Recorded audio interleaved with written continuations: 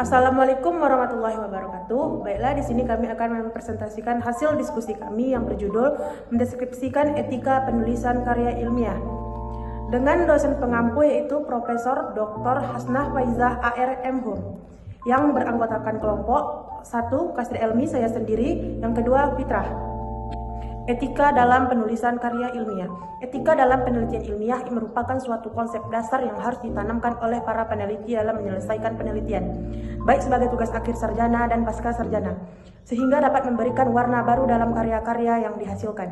Adapun etika dalam penulisan karya ilmiah ada 3. Pertama, etika dalam penelitian yakni kejujuran, objektivitas, integritas, ketepatan, tanggung jawab sosial, publikasi terpercaya, kompetisi, legalitas. Yang kedua, ada etika peneliti pada responden, asisten, dan klien. Ketiga, pelanggaran etika dalam penelitian yakni fabrikasi, falsifikasi, dan plagiarisme. Etika adalah tentang apa yang baik dan buruk, dan tentang hak dan kewajiban.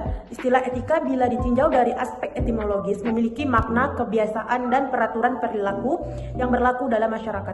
Etika sama dengan kata moral, keduanya berarti adat kebiasaan. Pendapat tersebut berasal dari Pramudio pada tahun 2017. Beberapa etika dalam penelitian ilmiah sebagai berikut. Yang pertama, ada etika dalam penelitian antara lain meliputi kejujuran, objektivitas, integritas, ketelitian, ketepatan, verifikasi, penghargaan, tanggung jawab sosial, publikasi yang terpercaya, kompetensi, dan legalitas. A. Kejujuran. Kejujuran yaitu jujur dalam pengumpulan referensi, pengumpulan data, pelaksanaan metode dan prosedur penelitian, publikasi hasil, dan sebagainya. Jujur pada kekurangan atau kegagalan metode yang dilakukan.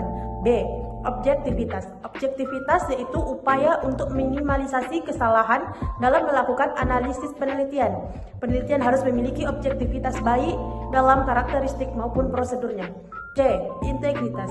Integritas yaitu suatu upaya untuk selalu menjaga konsistensi pikiran dan perbuatan dalam proses penelitian. D. Ketepatan. Ketepatan bahwa suatu penelitian juga harus memiliki tingkat ketepatan secara teknis, instrumen pengumpulan data harus memiliki validitas dan reliabilitas yang memadai. Desain penelitian, pengambilan sampel, dan teknik analisis datanya adalah tepat. E. Tanggung jawab sosial. Tanggung jawab sosial yaitu mengupayakan agar penelitian berguna demi kemaslahatan masyarakat, meningkatkan taraf hidup, memudahkan kehidupan, dan meringankan beban hidup masyarakat. Peneliti juga bertanggung jawab melakukan pendampingan bagi masyarakat yang ingin mengaplikasikan hasil penelitian. Yang F. Publikasi terpercaya. Publikasi yang terpercaya yaitu menghindari publikasi penelitian yang sama atau berulang-ulang kali ke berbagai media, jurnal, atau seminar. G. Kompetensi. Kompetensi bahwa penelitian harus dilakukan oleh orang yang memiliki pengetahuan dan keterampilan di bidang ilmunya. H. Legalitas. Legalitas yaitu memahami dan mematuhi peraturan institusional dan kebijakan pemerintah yang terkait dengan penelitian yang dilakukan.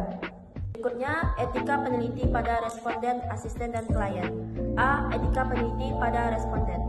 Etika dalam pengumpulan data, responden perlu dilindungi fisik maupun mentalnya, sehingga responden tidak akan merasa dirugikan. Peneliti perlu menjelaskan tujuan penelitian dan sebagainya.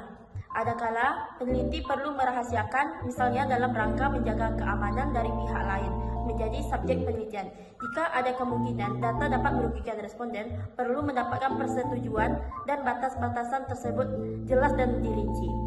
B. Etika peneliti pada asisten. Dalam melaksanakan penelitian, peneliti dapat dibantu oleh asisten peneliti. Hal tersebut dilakukan sepanjang asisten yang ditunjuk mempunyai kemampuan. Kepada asisten peneliti hendaknya diberikan pengarahan atau training atau pelatihan untuk menjalankan tugasnya. C. Etika peneliti pada klien. Pertimbangan etis terhadap klien perlu diperhatikan. Klien mempunyai hak atas peneliti yang dilaksanakan secara etis. Klien mempunyai hak untuk mendapatkan hasil studi secara objektif. Apabila klien mempunyai persepsi yang berlainan, peneliti dapat menjelaskannya. Penulisan karya ilmiah dapat berupa makalah, laporan penelitian lapangan, tugas akhir, hasil penelitian dalam bentuk skripsi, tesis, disertai buku. Hasil karya ilmiah dianggap berhasil apabila dituangkan dalam laporan atau ditulis sebagai media komunikasi antara penulis atau peneliti. 3. Pelanggaran etika dalam penelitian. A. Fabrikasi.